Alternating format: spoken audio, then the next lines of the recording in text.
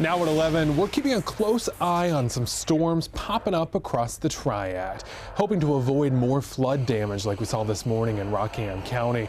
Just look at all this water as they struggle to get it out of Madison Pharmacy. The area got between 2 to 4 inches of rain in just a few hours. Our crews will tell you more about that damage in a minute. But first, let's get over to Tran. How long is this threat of flash floods going to stick around? Well, I think we're going to continue to see chances of scattered shower and thunderstorm activity as we go through the next few days. Now back to that intense rain overnight. We're going to play the video for you one more time because you just don't see images like this every day. Look at how frantic those poor people must have been cleaning all that up. And unfortunately for Rockingham County, they aren't getting a break either. They've actually seen something like this just recently when the exact same area flooded around the beginning of the month. WFMY's News 2's Erica Stapleton digs into how this keeps happening and what can be done. Wow, you can't believe the mayor actually got out there himself and was pulling up those rugs. The mayor also says the town's engineers will be looking at the storm drains to see if they can make them any bigger. He says he's prepared to ask FEMA for help. Greensboro police are investigating 2 weekend murders. The killings happened less than 6 hours apart, but police say they are not related. The first shooting happened about 1:30 this morning near downtown. Police say Willie Davis shot and killed 34-year-old Dexter Brown after an argument. The second shooting happened about 9 miles away on Marchester. Police say someone shot Richard Sheeran Jr. just after 7. Officers have not made an arrest in that case. New at 11, a man drowned along the North Carolina coast today while trying to rescue 2 teenagers. It happened this morning at Atlantic Beach. The man had a heart attack while he was trying to save the 2 girls from a rip current. Both girls made it out of the ocean and are expected to be okay. Just last week, a 17-year-old died after getting caught in a rip current in Emerald Isle. Developing now, the Navy has recovered the bodies of 7 sailors who went missing after a collision off the coast of Japan. The sailors disappeared yesterday after their destroyer collided with a container ship. Searchers found their bodies today in a damaged part of the destroyer.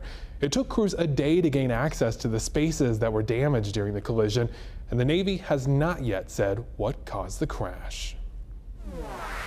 Bill Cosby could be back on trial within the next few months. A Pennsylvania judge declared a mistrial today in the comedian's sexual assault trial after the jury could not reach a verdict. After the mistrial, the DA vowed to take the case to trial a second time.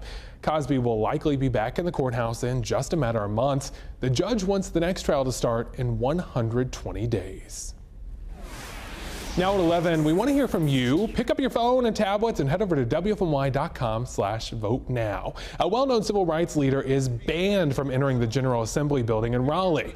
A magistrate ordered Reverend William Barber to stay away from the building after he was arrested at a protest there last month. Police arrested the NAACP leader and 31 others during a sit-in over health care. Now, the court banned them all from the building as part of their bond. And Barber's lawyers say this ban is illegal. They argue the state's constitution says people have a right to assemble to talk with their lawmakers. Now, here's where we want you to come in. We want to know, should people arrested at the General Assembly be banned? Yes, they're troublemakers, or no, it's their right to be there. Or should it be decided on a case-by-case basis? Again, to vote, head over to WFMY.com/vote-now. We'll look back at the results in just a few minutes. The First Family is spending Father's Day weekend at Camp David. This is President Donald Trump's first visit to the presidential retreat in Maryland. He flew by helicopter to Camp David with the First Lady and their 11-year-old son, Barron. The First Family returns to the White House tomorrow. New at 11, a Triad distillery that closed down because of prohibition is now back open for business 100 years later. How cool is that? We stopped by Old Nick Williams Whiskey in Louisville today for the grand ceremony. Lots of history there is. The distillery was founded in 1768, nearly a decade before the U.S. declared independence. So you're not helping a military person get their uniform, correct? A soldier from Greensboro gets so fed up at the Charlotte airport, she whipped out her cell phone to record that video. What happened to her and could happen to you too? Next on WFMY News 2 at 11. New tonight, when you're at the airport, the last thing you want to see on this big board right here is that your flight is, let's see for it right here, delayed or even canceled. Yeah, that happened to a soldier from Greensboro on her layover in Charlotte, but she had to get somewhere by the morning, so she decided she was just going to drive there instead. One problem. She says American Airlines would not give her bags back for 12 hours. Now, 210 says, if this ever happens to you, remember, there's also the option of having your bags shipped to you later. And if you really have something that's important in your bags, don't check that. Carry it on instead.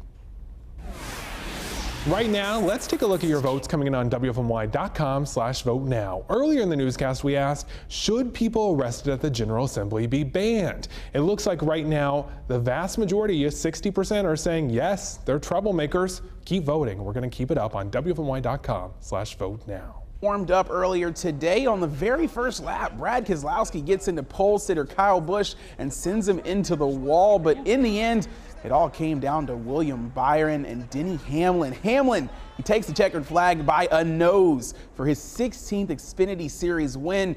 This was the closest Xfinity Series finish ever at Michigan. It doesn't get any better than that. Okay, but you don't need NASCAR for that, because I saw someone texting and driving on Wendover that veered off like that today. Oh, God. Don't text and drive, folks. Thanks for watching.